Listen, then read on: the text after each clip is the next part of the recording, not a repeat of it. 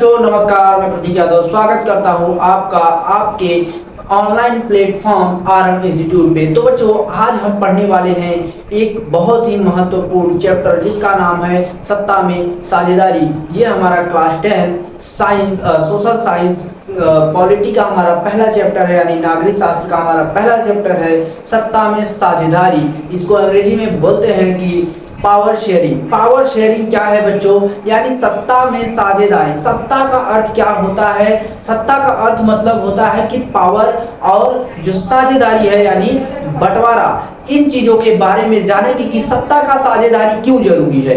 अगर सत्ता का साझेदारी इतना ही जरूरी है तो उसको डिटेल्स में जानते हैं कि सत्ता का साझेदारी क्यों जरूरी है। तो बच्चों जैसे मान लो हमने आपको यहाँ पर बताया है, एक बार पहले इसे पढ़ते हैं, फिर उसके बाद आपको हम उदाहरण देके समझाते हैं कि सत्ता में साझेदारी क्या है, वो पढ़ेंगे। फिर बच्चों जानेंगे कि इस चैप्टर में हमें कौन कौन सी चीजें पढ़नी है, फिर बारी बारी से चीजों को पढ़ेंगे। तो बच्चों आगे बढ़ते हैं। सत्ता में साझेदारी बोल रहा है कि सत्ता की साझेदारी ऐसी व्यवस्था है जिसमें समाज के प्रत्येक समूह और समुदाय की भागीदारी होती है। सत्ता की साझेदारी ही लोकतंत्र का मूल मंत्र है। लोकतंत्र सरकार में प्रत्येक नागरिक की हिस्सेदारी होती है जो भागीदारी के द्वारा असंभव हो पाती है। यानी बच्चों क्या बोल रहा है कि सत्ता की साझेदारी एक ऐसी व्यवस्था है जिसमें समाज के प्रत्येक समूह और समुदाय की क्या होती है? भागीदारी होती है। भागीदारी यानी क्या? मिलना, मिलके सब चीजों को बनाना। जैसे मान लो बच्चों सत्ता की साझेदारी यानी पावर शेयरिंग। सत्ता का साझेदारी यानी पावर शेयरिंग अंग्रेजी में बोलते हैं। तो सत्ता का साझेदारी क्यों जरूरी है? जैसे बच्चों अगर आज जानते हैं कि पावर ये सत्ता का साझेदारी यानी पावर को बांटा क्यों गया? पावर को बांटा क्यों गया? आप यहां पर ऐसे लिखिए पहले सत्ता यानी पावर। क्या? पावर और साझेदारी यानी बांटना। साझेदारी यानी बांटना। क्या होता है बच्चों साझेदारी का मतलब? बांटना। ठीक, अब ध्यान से देखो सत्ता का साझेदारी क्यों हुआ, ये पावर को बांटा क्यों गया। अगर पावर एक ही व्यक्ति के पास रहेगा तो अपने मनमानी करेगा, है कि नहीं? जैसे मान लो सत्ता का साझेदारी क्यों है, अगर आपके बातों को नहीं सुना गया तो आप क्या करेंगे? आप निराश हो जाएंगे कि हमारे बातों को नहीं सुना जा रहा है। तो आप क्या करेंगे? आप एक नया ही भूचाल लेकर आएंगे। अब देखिए सत्ता का साझेदारी का मतलब आप समझ गए हैं कि पावर को बांटना। पावर को क्यों बांटा गया है इसके बारे में। बच्चों क्या सत्ता की साझेदारी जरूरी है? जी हाँ, बिल्कुल है।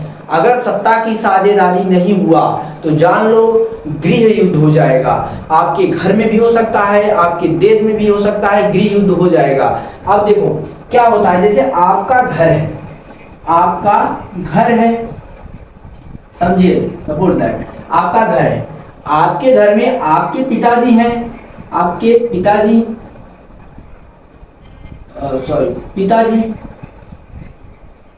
और माताजी हैं। इतना समझ में आया बच्चों? कौन कौन है? पिताजी हैं, माताजी हैं।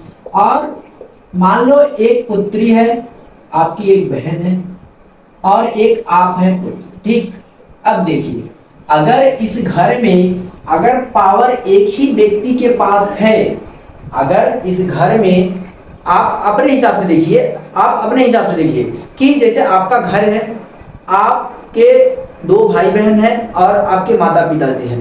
तो अगर आपके पिताजी का ही बात माना जाएगा और उनके अलावा किसी का बात नहीं सुना जाएगा तो क्या होगा? आप सब निराश हो जाएंगे तो आप सब युद्ध के लिए तैयार हो जाएंगे। तो देखिए यही बोल रहा है कि सत्ता का साझेदारी क्यों जरूरी है, इसके बारे में समझते हैं कि पिताजी हैं, पिताजी का बात नहीं सुना जा रहा है, पिताजी का बात माना जा रहा है, सबको मानना पड़ रहा है। आज मान रहे हैं आप, कल क्या हो सकता है कि आप उनकी बातों को नाकार दें, आप उनके बात से सहमत नहीं है। ठीक है, उनके बात से अगर आप सहमत नहीं है तो आप उनका विरोध करेंगे। क्या करेंगे? विरोध करेंगे। इसीलिए सत्ता का साझेदारी हुआ है। अगर सत्ता का साझेदारी नहीं हुआ होता तो क्या करते? आप विरोध भी नहीं कर पाते। क्या करेंगे? आप विरोध बस करेंगे। तो देखिए जैसे पिताजी के पास पूरा पावर है अब पिताजी का पूरा पावर है घर में, माताजी का बात नहीं सुना जा रहा है, पुत्र का बात नहीं सुना जा रहा है, पुत्री का बात नहीं सुना जा रहा है, तो एक समय ऐसा आएगा जब ये पुत्र या माता, ये पुत्री क्या करेंगी, इनकी बातों से सहमत नहीं होंगी। तो सहमत नहीं होंगे तो इनका विरोध करेंगी। तो क्या हुआ, इसीलिए सत्ता का साझेदारी हुआ कि पावर सबके पास होना चाहिए, सबका बात रखना जरूरी है, सबके बातों को सुना जाए। तो यहाँ पर हमने यही लिख के रखा है कि सत्ता की साझेदारी ऐसी व्यवस्था है जिसमें समाज के प्रत्येक समूह और समुदाय की भागीदारी होती है। यानी जो सत्ता का साझेदारी व्यवस्था है उसमें सभी लोग क्या करते हैं, भाग लेते हैं। ठीक, भाग लेते हैं। सत्ता की साझेदारी ही लोकतंत्र का मूल मंत्र है। जो सत्ता की साझेदारी है वो लोकतंत्र का ही मूल मंत्र है। लोकतंत्र क्या होता है बच्चों? लोकतंत्र क्या होता है भाई? लोकतंत्र होता है कि जो लोगों द्वारा चुना गया है। जैसे आपके गांव में क्या होता है, आपके गांव में आपके प्रधान के लिए क्या होता है, वोटिंग होता है, तो आप चुनते हैं, वो लोगों द्वारा चुने जाते हैं। कौन? प्रधान जी। ठीक, तो यहाँ पर यही होता है, लोकतंत्र का मूल मंत्र है। लोकतांत्रिक सरकार में प्रत्येक नागरिक की हिस्सेदारी होती है। भाई लोकतंत्र जो सरकार है, अभी जिसकी भी सरकार है, उसमें क्या किया, लोगों ने क्या किया, लोगों द्वारा ये सरकार बनाया गया है, तो लोगों ने इसमें हिस्सेदारी लिया है। क्या लिया? भागीदारी लिया है, उन्होंने भाग लिया है, उन्होंने उनको चुना है कि ये देश को चलाने लायक है। ठीक, आगे बढ़ते हैं। हिस्सेदारी होती है जो भागीदारी के द्वारा संभव हो पाती है। ये हमारी था सत्ता में साझेदारी। सत्ता में साझेदारी इसीलिए जरूरी है कि पावर एक ही व्यक्ति के पास रहेगा तो वो अपने मन के हिसाब से चलेगा। अपने मन के हिसाब से चलेगा तो लोगों की समस्याएं पूरी नहीं होंगी। तो इसीलिए सत्ता का साझेदारी हुआ है कि सत्ता की साझेदारी हुआ कि सबकी बातों को सुना जाए, सबकी बातों को पूरा किया जाए, इसीलिए सत्ता का साझेदारी हुआ है। अगर सत्ता का साझेदारी नहीं होता है तो यहाँ पर आपकी बातों को नहीं सुना जाता, बस आपके पिता के अकॉर्डिंग सब बातें को करना पड़ता, आपको उनकी बातों को मानना पड़ता, लेकिन आप यहाँ पर उनका विरोध कर रहे हैं। इसलिए सत्ता का साझेदारी हुआ है कि क्या करें, सबकी बातों को सुना जाए, फिर निर्णय लिया जाए। ठीक, अब बच्चे हम क्या करेंगे, इसके आगे बढ़ेंगे कि इस अध्याय में हमें क्या क्या पढ़ना है। भाई इस पाठ में हमको क्या क्या पढ़ना है, ध्यान से देखो। बेल्जियम की जातीय संरचना के बारे में पढ़ना है। क्या पढ़ना है? बेल्जियम की जातीय संरचना और श्रीलंका की कहानी। फिर उसके बाद श्रीलंका में बहुसंख्यकवाद पढ़ेंगे। फिर उसके बाद पढ़ेंगे सत्ता की साझेदारी क्यों जरूरी है। अभी हमने सत्ता का साझेदारी पढ़ा, अब पढ़ेंगे कि सत्ता का साझेदारी क्यों जरूरी है। इसको हम और डिटेल में जानेंगे आगे। फिर उसके बाद जानेंगे कि सत्ता की साझेदारी के रूप क्या है। ठीक है, इन चीजों को आगे पढ़ेंगे। तो सबसे पहले हम पढ़ेंगे कि बेल्जियम की जातीय संरचना क्या होती है, इसके बारे में जानेंगे। तो क्या करेंगे भाई, पहले आप इसे स्क्रीनशॉट लीजिए, कॉपी में नोट कीजिए, फिर उसके बाद आगे बढ़ते हैं। तो भाइयों आगे बढ़ते हैं कि हमारा जो अगला टॉपिक है, बेल्जियम की जातीय संरचना क्या होती है, उसके बारे में जानते हैं। जो बेल्जियम देश है वो यूरोप का एक छोटा सा देश है, जो भारत के एक राज्य हरियाणा से भी छोटा है, और उसकी संख्या क्या है, 1 करोड़ है। जबकि हरियाणा देश का जो संख्या है इसका 2 गुना है। किसका? बेल्जियम का। जो बेल्जियम देश है वो कहाँ है? यूरोप का एक छोटा सा देश है। कहाँ का देश है? छोटा सा देश है, जो भारत के एक राज्य हरियाणा से भी छोटा है। और इसकी जनसंख्या की बात करें तो भाई 1 करोड़ इसकी जनसंख्या है। किसका? बेल्जियम का। और हरियाणा की जनसंख्या की बात करें तो इसकी 2 गुना ज्यादा है। तो हमने यहाँ पर लिख के रखा है कि यूरोप का एक छोटा सा देश है बेल्जियम, जो भारत के एक राज्य हरियाणा से भी छोटा है, छोटा देश है। बेल्जियम की जनसंख्या 1 करोड़ से कुछ ज्यादा है। बेल्जियम की जो संख्या है वो क्या है बच्चों? 1 करोड़ से कुछ ज्यादा है। पहले फिसल गया था। ठीक, जनसंख्या 1 करोड़ से ज्यादा है, जब कुछ ज्यादा है, जबकि हरियाणा की जनसंख्या इसकी 2 गुना है। यानी अगर बेल्जियम की जनसंख्या 1 करोड़ 15 लाख है, तो जो हमारा हरियाणा है उसकी जनसंख्या क्या है? 2 करोड़ 30 लाख है। ठीक, आगे बढ़ते हैं। जो हमारा बेल्जियम देश है उससे कौन कौन से देश सटे हुए हैं उसके बारे में जान लेते हैं। अब देखो क्या लिखेंगे, लिखेंगे कि हम लिखेंगे बेल्जियम देश की सीमा, बेल्जियम देश से सटे देश लिखेंगे, बेल्जियम, बेल्जियम देश, देश से सटे देश, सटे देश। अब देखो कक्षा 10 के लिए बहुत ही इंपॉर्टेंट है, इसमें से पेपर में बहुत ही क्वेश्चन बनाया जाता है बहुत ही तरीके से, ठीक है। और चाहे आईएएस की तैयारी कर रहे हो, चाहे आईपीएस की तैयारी कर रहे हो, चाहे सीजीएल की तैयारी कर रहे हो, चाहे किसी भी फोर्स का आप तैयारी कर रहे हैं अदर वे, लेकिन आपको ये चीजें पढ़ना ही है। अब बिना पढ़े आप इसको कोई भी पेपर क्रैक नहीं कर सकते हैं, तो आप इसे बहुत ही अच्छे से पढ़िए। तो जो हमारा बेल्जियम देश है, इससे सटे कौन कौन से देश हैं, तो इससे सटे हमारे देश है फ्रांस है, जर्मनी है, नीदरलैंड है, और एक हमारा होता है लग्जमबर्ग होता है, वो है। 4 देश इससे सटे हुए हैं। तो लिखेंगे यहाँ पर कि फ्रांस, नीदरलैंड, नीदरलैंड का जो हमारा नोट है उस पे नोट पे प्रभु श्री राम का फोटो लगा हुआ है। अब देखो, अब हमारा क्या है, जर्मनी है, और हमारा अगला क्या है, अगला है हमारा क्या है, लग्जमबर्ग। क्या है, लग्जमबर्ग, लग्जमबर्ग, ठीक, ये है, ये हमारे देश हैं सब। अब क्या करेंगे, आगे बढ़ते हैं इस चीजों में। जो हमारा बेल्जियम देश है, इसमें जान लेते हैं कि कौन से भाषा बोलने वाले लोग थे और कितने प्रतिशत कौन से लोग कौन से भाषा बोलते थे, उसके बारे में जान लेते हैं। तो सबसे पहले हम यहाँ पर डालेंगे, आप सब इसको लिखिए, लिखते चलिए, लिखेंगे बेल्जियम,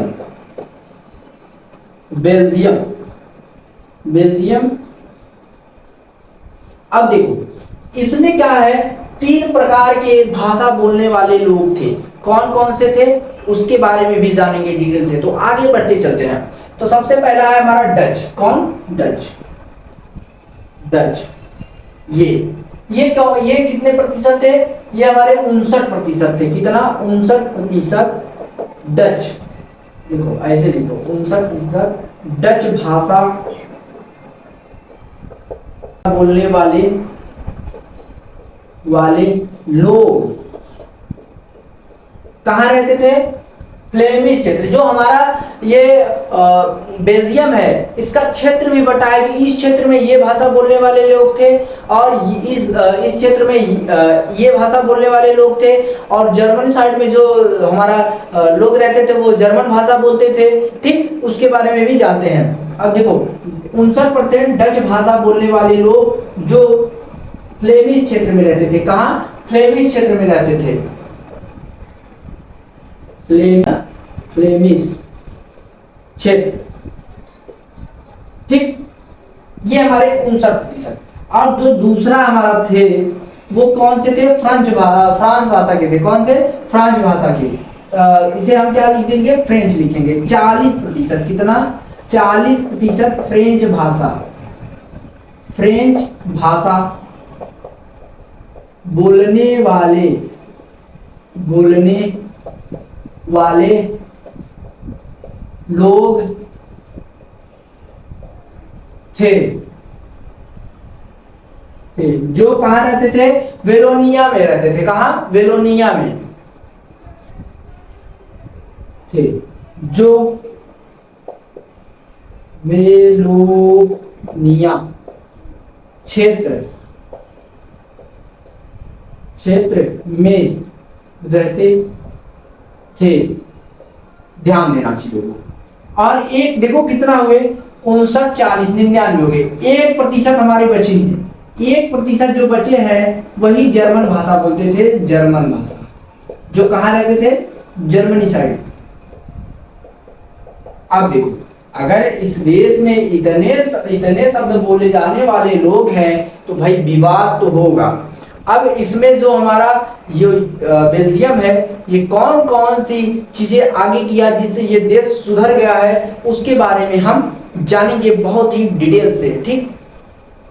अब इसे आप क्या कीजिए, कॉपी में नोट करते चलिए। फिर उसके बाद हम क्या करेंगे, इसे इरेज करते हैं। एक बार डाल देते हैं कि बेल्जियम का जो राजधानी है वो कहाँ है, ब्रुसेल्स में है। कहाँ, ब्रुसेल्स में। बेल्जियम की राजधानी लिख लेते हैं, बेल्जियम की राजधानी कहाँ है,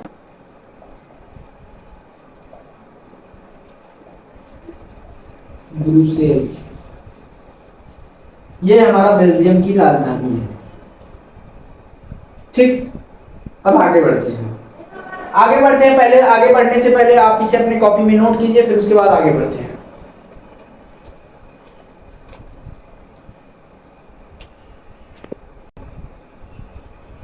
चलिए अब आगे बढ़ते हैं। आगे हमारा क्या है कि बेल्जियम में फ्रेंच भाषीय लोग डच भाषियों की तुलना में ज्यादा समृद्ध और शक्तिशाली थे। क्या बोला, बेल्जियम में जो हमारा फ्रेंच भाषीय लोग डच भाषियों की तुलना में ज्यादा समृद्ध और शक्तिशाली थे, जबकि डच भाषी क्या थे, ज्यादा थे, लेकिन फ्रेंच भाषी वाले लोगों से क्या थे, समृद्ध नहीं थे, शक्तिशाली नहीं थे, शिक्षा में आगे नहीं थे।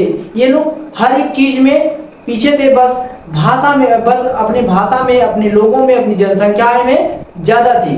तो यहाँ पर लिखा कि बेल्जियम में फ्रेंच भाषीय लोग डच भाषियों की तुलना में ज्यादा समृद्ध और शक्तिशाली थे। कौन थे, फ्रेंच भाषी लोग थे।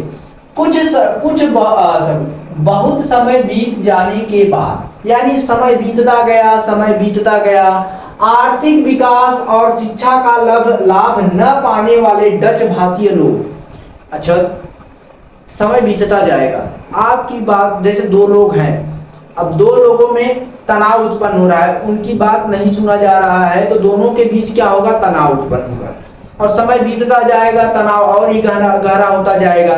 तो वही यहाँ पर बताया गया है कि बहुत समय बीत जाने के बाद आर्थिक विकास और शिक्षा का लाभ न पाने वाले डच भाषीय लोग इस स्थिति से नाराज हो गए। यानी जब उन्हें किसी भी चीज उनके लिए उपलब्ध नहीं कराए जाएंगे तो वो तो नाराज होंगे ही। अगर आप अपने घर में हैं और आपके पिताजी आपको आपकी सारी मनोकामनाएं पूरी नहीं कर रहे हैं, तो आप उनसे क्या करेंगे, नाराजगी जताएंगे कि नहीं जताएंगे, जताएंगे। ठीक, अगर समझदार होंगे तो नहीं जताएंगे। ठीक, इसी कारण सन 1950 और सन 1960 के दशक में सामाजिक असमानता के कारण फ्रेंच और डच बोलने वाले लोगों में तनाव बढ़ने लगा। कब, 1950 से 1960 के बीच में क्या हुआ, इन लोगों के बीच में तनाव उत्पन्न होने लगा था। और फिर उसके बाद आगे बढ़ते हैं। इसका सबसे अधिक प्रभाव बेल्जियम की राजधानी ब्रुसेल्स में देखने को मिला। जो हमारा ब्रुसेल्स है, हमने आपको आगे बताया कि ब्रुसेल्स में क्या है, देखो जनसंख्या तो सबसे ज्यादा किसकी है, डच भाषाओं की है। तो डच भाषा जो ब्रुसेल्स है, ब्रुसेल्स में डच भाषा बोलने वाले कम लोग हैं और जो हमारा फ्रेंच भाषा बोलने वाले लोग हैं वो ज्यादा हैं।